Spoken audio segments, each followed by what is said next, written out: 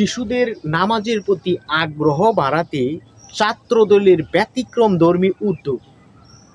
মসজিদে মুয়াজ্জিম কিংবা ইমাম সাহেবদের হাতে চকলেটের বয়ম, চকলেটের প্যাকেট তুলে দিচ্ছে, যাতে ছোট্ট ছোট্ট বাচ্চারা নামাজের প্রতি আগ্রহ হয়।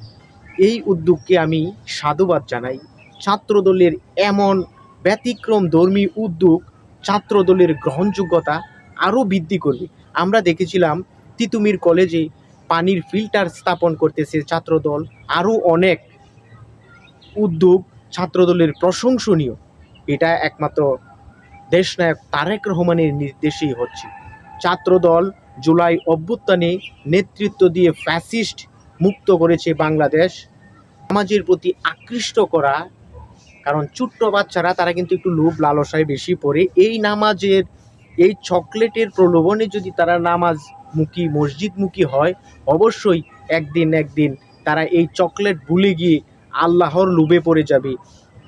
সুতরাং ছাত্রদলের এই উদ্যোগকে আমি স্যালুট জানাই।